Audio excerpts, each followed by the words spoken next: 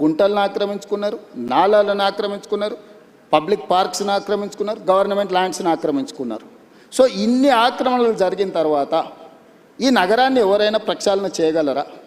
నదుల ఆక్రమణలు తొలగిస్తే ఆక్రందనలు అంటారు, చెరువులను తొలగిస్తే, కుంటలను తొలగిస్తే, నాలాలను తొలగిస్తే వీటి వల్ల ప్రకృతి వైపరీత్యం. ఎక్కడైతే నీళ్లు ఉండాలనో ఆ నీళ్ళు స్థావరాన్ని నువ్వు ఆక్రమించుకుంటే నీళ్ళు నీ మీదకి వస్తాయి. జపాన్లో ఒక సేయింగ్ ఉంది, నగరాలను నువ్వు కలుషితం చేసినా మర్చిపోతాయేమో కానీ నీటి వనరులను నువ్వు కలుషితం చేస్తే ఎప్పుడూ మర్చిపోదు. ఈరోజు నువ్వు ఎక్కడైతే ఎంక్రోచ్మెంట్ చేస్తున్నావు వాటర్ బాడీస్ని కానీ, లేక్స్ని కానీ, వాటర్ ఫ్లోస్ని కానీ నువ్వు డిస్టర్బ్ చేస్తావు, ప్రకృతి వైపరీత్యం జరిగినప్పుడు ఎక్కడైనా నువ్వు తీసుకో విధ్వంసం, విలయ తాండవం జరుగుద్ది. సో నువ్వు నగరంలో రోడ్లు ఆక్రమించుకున్నా, లేకపోతే ఇంకేదైనా ఆక్రమించుకున్నా, గవర్నమెంట్ ల్యాండ్స్ ఆక్రమించుకున్నా ప్రకృతి నిన్ను క్షమిస్తుందేమో కానీ చెరువులు, కుంటలు, నాలలు, నదులను ఆక్రమించుకుంటే ప్రకృతి నిన్ను క్షమించదు. ప్రకృతి ప్రకోపించిన రోజు ఏది మిగలదు. సో మీ విజన్ డాక్యుమెంట్లో భాగమే హైడ్రా కావచ్చు, హెల్త్ పాలసీ కావచ్చు. ఎస్, నేను తీసుకొచ్చిన ఏ పాలసీ కూడా ఈ నగరాన్ని ఒక ఆపరేషన్ చేస్తున్నప్పుడు పేషెంట్కి మత్తు ఇచ్చి ఆపరేషన్ చేస్తారు కదా, బట్ మీరు జనాలు మెంటల్గా ప్రిపేర్ చేయకుండా, మీ విజన్ ఏంటో ప్రాపర్గా చెప్పకుండా అలా చేయడానికి అలా చేశారు. చాలామంది ఆక్రదనలు, ఇంట్లో బట్టలు తీసుకోవడానికి కూడా అవకాశం లేకుండా కూర్చొని ఇటువంటి ఒక విమర్శలు ప్రభుత్వం ఫేస్ చేయడానికి ఉంది. డెఫినెట్గా ఉంది. ఇంప్లిమెంట్ చేసేటప్పుడు వార్ జరిగినప్పుడు అందరు సైనికులే చచ్చిపోరు, యుద్ధం జరిగినప్పుడు కొంతమంది అమాయకులు కూడా చచ్చిపోతారు. అట్లని ఎవరు యుద్ధం ఆపరు.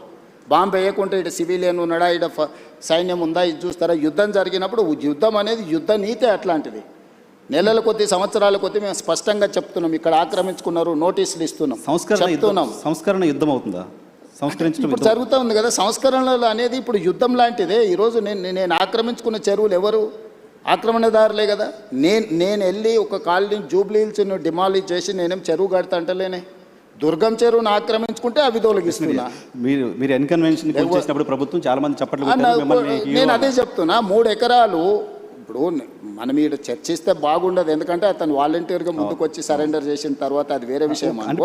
ఒక సెలబ్రిటీ ప్రజలకు అందరికి ఆదర్శంగా ఉండే వ్యక్తులు తుమ్మిడికుంటను మొత్తం ఆక్రమించుకొని ఫంక్షన్ హాల్ కట్టుకుంటుంటే రెగ్యులర్గా మనం అందులో ఫంక్షన్ చేసుకుంటున్నాం. ఆ నీళ్ళు ఎక్కడికి వెళ్తున్నాయి? కాలనీల మీదకి వస్తున్నాయి. కానీ విజన్ డాక్యుమెంట్ని అమలు చేస్తున్న క్రమంలో పొలిటికల్గా కూడా మీరు పొలిటికల్ పార్టీ రిప్రజెంటేటివ్ రేపు మళ్ళీ 51% మీకు అన్నట్టు కావాలి, చూసుకోవాల్సిన అవసరం ఉందా?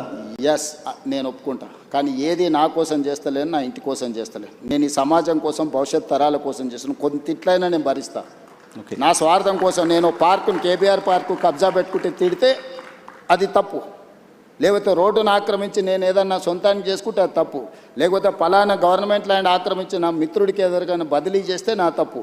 నేను చేస్తున్న నదుల ఆక్రమణ తొలగిస్తున్నా. తిట్టుకుంటే తిట్టుకుంటాడు. నేను ఎవరి కోసం చేస్తున్నా? నా ఇంటికి తీసుకెళ్ళడానికి చేస్తలేని ఈ ప్రజల కోసం చేస్తున్నా. నది ఇప్పుడు మూసీ నది ఉంది, గోదావరి నది ఉంది, కృష్ణా నది ఉంది. దుర్మార్గంగా దాన్ని చెరబట్టి మేము విధ్వంసం చేస్తాము అని అంటే, ఆ విధ్వంసం చేసేటోని నేను అడ్డు తొలగిస్తే నన్ను తిడతారు. తిట్టని డెఫినెట్గా తిడతారు. బెనిఫిషియర్సు వాళ్ళు వెనకాల ఉన్నోళ్ళు తిడతారు. ఇప్పుడు చెరువులు, ఎన్ని చెరువులు నేను చేసినా, ఇప్పుడు బతుకమ్మ కుంట మీరు పోయి చూడండి. ఈరోజు బతుకమ్మ కుంట ఆక్రమించుకున్నాను ఏ పార్టీ నాయకుడు? ఆ నాయకులకు హెలికాప్టర్లో ఆ కుంటను ఆక్రమించుకోవడానికి సహకరించినందుకు గులాబీ పూలు వెదజల్లిండి హెలికాప్టర్లు. ఎక్కడి నుంచి వచ్చింది ఆ సొమ్ము?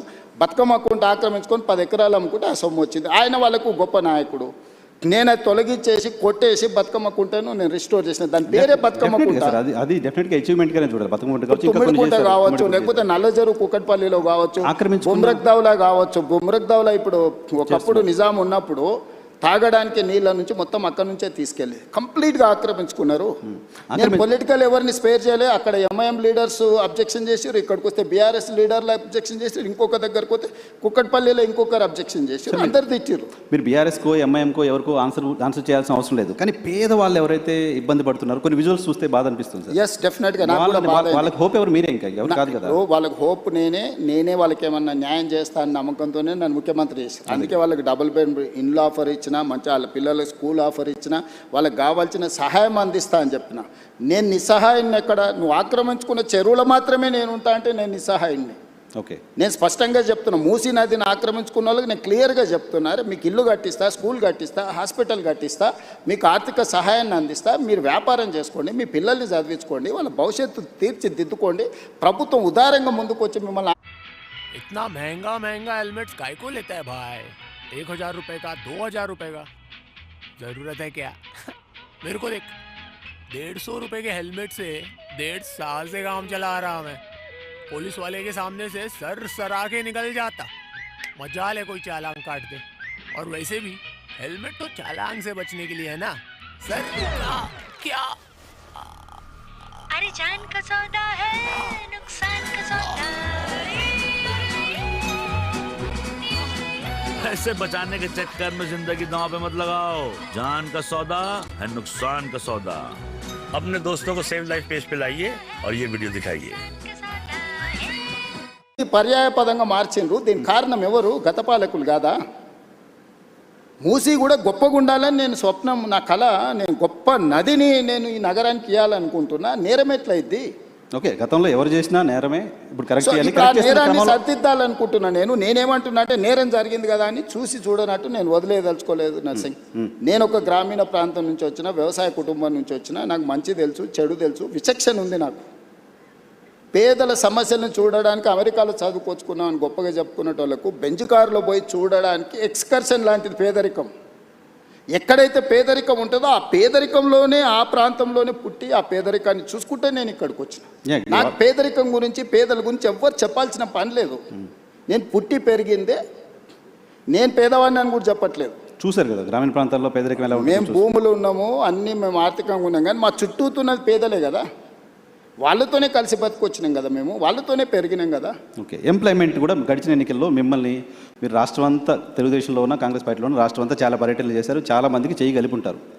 మీరు ఎవరో తెలియని వాళ్ళు, మేము చూడని వాళ్ళు కూడా రేవంత్ అన్న వస్తే ఉద్యోగాలు వస్తాయనే ఆశతో చాలామంది నిరుద్యోగులు ఓట్లేశారు. సో ఇప్పుడు ఒక స్కిల్ యూనివర్సిటీ అనేది తీసుకొచ్చారు. స్కిల్ యూనివర్సిటీ ఏ రకంగా గేమ్ చేంజర్ అవుతుంది ఎంప్లాయ్మెంట్లో తెలంగాణకి?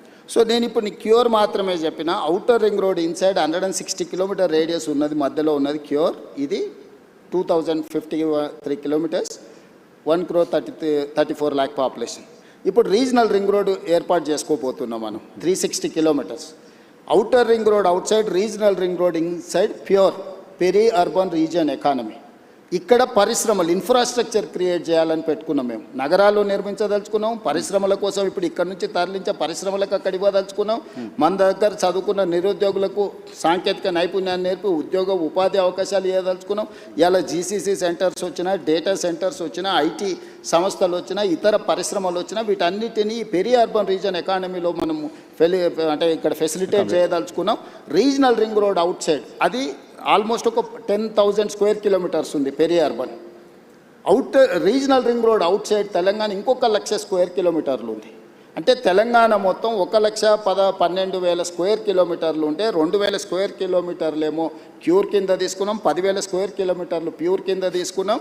1,00,000 square kilometre RARE rural agricultural region economy. So కంప్లీట్గా ఒకటేమో సర్వీస్ సెక్టర్, రెండవది మ్యానుఫ్యాక్చరింగ్ సెక్టర్, మూడవది అగ్రికల్చర్ సెక్టర్. సో తెలంగాణ రాష్ట్రానికి రాబోయే 100 సంవత్సరాలకు అవసరమైన ఒక ప్రణాళికను, ఒక పాలసీ డాక్యుమెంట్ను తెలంగాణ రైజింగ్ 2047 అని ఈ దేశంలోనే మొట్టమొదటిసారి తెలంగాణ రాష్ట్రం అడాప్ట్ చేసుకున్నది. మేము ఆ పాలసీని ఎగ్జిక్యూట్ చేయడానికి ప్రయత్నం చేస్తున్నాం, రోడ్ మ్యాప్ వేస్తున్నా నేను. ఈరోజు ఫ్యూచర్ సిటీ 30,000 ఎకరాలలో ఒక కొత్త నగరాన్ని నిర్మించాలనుకుంటున్నాం. ఇప్పటివరకు ఈ దేశంలో కొత్త నగరం కోసం ఎవరైనా ఆలోచన చేసారా? ఓ ఫైనాన్షియల్ డిస్ట్రిక్ట్ అనో, నాలెడ్జ్ పార్క్ అనో, ఒక 400 ఎకరాలు 500 ఎకరాలు కాలనీలు కట్టిండ్రు. కానీ కాంప్రహెన్సివ్ ఒక సిటీ, న్యూయార్క్ సిటీతోనో, లేకపోతే జపాన్ టోక్యోతోనో, లేకపోతే సింగపూర్తోనో, సౌత్ కొరియాలో ఒక సిటీతోనో కంపేర్ చేసే సిటీ భారతదేశంలో ఎవరైనా నిర్మించారా? ఆలోచన చేసింది. సిటీ నిర్మాణం అనేది సాధ్యమవుతుందా? సిటీని ఒక ప్రభుత్వం నిర్మించగలుగుతుందా? 100%. మనం ట్రంక్ ఇన్ఫ్రాస్ట్రక్చర్ క్రియేట్ చేస్తే hundreds of thousands of builders are ready to construct. మనం చేయాల్సిన పని అది కాదు, మన ట్రంక్ ఇన్ఫ్రాస్ట్రక్చర్ చేయాలి, కనెక్టివిటీ చేయాలి, మెట్రో కనెక్టివిటీ ఇవ్వు, నేషనల్ హైవేస్ ఇవ్వు, పోర్ట్ కనెక్టివిటీ ఇవ్వు, ఎయిర్పోర్ట్ కనెక్టివిటీ ఇవ్వు. ఇది మాత్రమే ప్రభుత్వం చేయాలి. అంటే ఒక ఏరియాని ఇయర్ మార్క్ చేసి, ల్యాండ్ అక్వైర్ చేసి, ఎకో సిస్టమ్ మనం డెవలప్ చేస్తే సిటీలు నిర్మించడానికి, లక్షల కోట్లు పెట్టుబడులు పెట్టడానికి, దాన్నే వ్యాపారంగా మార్చుకొని సిటీని అభివృద్ధి చేయడానికి చాలామంది రెడీగా ఉన్నారు. ఇప్పుడు ఫైనాన్షియల్ డిస్ట్రిక్ట్ ఉంది, మొత్తం ప్రభుత్వం కట్టలేదే. ప్రభుత్వం ఏం కట్టింది? ఇది ఫైనాన్షియల్ డిస్ట్రిక్ట్, ఇక్కడ వచ్చి పెట్టుబడి పెట్టండి అన్నారు. వాళ్ళకి ఇన్సెంటివ్స్ ఇచ్చిండ్రు. ఈరోజు 10 లక్షల మంది ఆ ఒక 1000 ఎకరాలలో పనిచేస్తారు. ఈ పక్కనే రాయదుర్గంలో ఉన్న మీకు నాలెడ్జ్ పార్క్ ఉంది, 442 ఎకర్స్. జస్ట్ ఆ ల్యాండ్ లేఅవుట్ వేసేస్తే వాళ్ళే ఆక్షన్లు పెట్టి మన 177 కోట్లకి ఎకరం ల్యాండ్ కొనుక్కున్నారు. వాళ్ళే ఇన్వెస్ట్మెంట్ పెడుతున్నారు, వాళ్ళే ఇన్ఫ్రాస్ట్రక్చర్ క్రియేట్ చేస్తున్నారు, వాళ్ళే ఎంప్లాయ్మెంట్ క్రియేట్ సో చేస్తున్నారు. ఇప్పుడు మీరు ఫ్యూచర్ సిటీలో కూడా చేస్తుంది అదే అట్మాస్ఫియర్. ఫ్యూచర్ సిటీ కాదు, నేను అవుటర్ రింగ్ రోడ్ నుంచి రీజనల్ రింగ్ రోడ్ వరకు రేడియల్ రోడ్స్ కూడా డెవలప్ చేస్తున్నా. నేను ఇవాళ మన తెలంగాణ రాష్ట్రానికి సముద్రం లేదు. నేను పక్కనున్న రాష్ట్ర చంద్రబాబు నాయుడు గారిని, నరేంద్ర మోడీ గారిని అడిగి ఫ్యూచర్ సిటీ నుంచి ఈరోజు మచిలీపట్నం పోర్టుకి 12 line express highway including railway line నేను డిజైన్ చేసిన. Government of India has agreed. Okay, మనము జపాన్ వీటిని దేన్ని ఎందుకు అభివృద్ధి చెందిన దేశం అంటున్నాం? అక్కడ బుల్లెట్ ట్రైన్లు ఉన్నాయి కాబట్టి అభివృద్ధి చెందిన దేశం అంటున్నారు. అక్కడ పేదరికం లేదా? చైనాలో పేదరికం లేదా? ఎందుకు 2 అవర్స్లో ఎక్కడికైనా చేర్చుకునేది? ఈరోజు కేంద్ర ప్రభుత్వం 7 బుల్లెట్ ట్రైన్లు ఇస్తే 7లో 3 నేను తెలంగాణ రాష్ట్రానికి తీసుకొచ్చిన. ఈరోజు శంషాబాద్ని ఒక హబ్గా చేసి Shamshabad Bengaluru, Shamshabad Chennai via Amaravati, Shamshabad Mumbai via Pune. So ఈరోజు ఇన్ని కనెక్టివిటీస్ని డెవలప్ చేయడానికి రైల్ కనెక్టివిటీ తీసుకొచ్చిన, రోడ్ కనెక్టివిటీ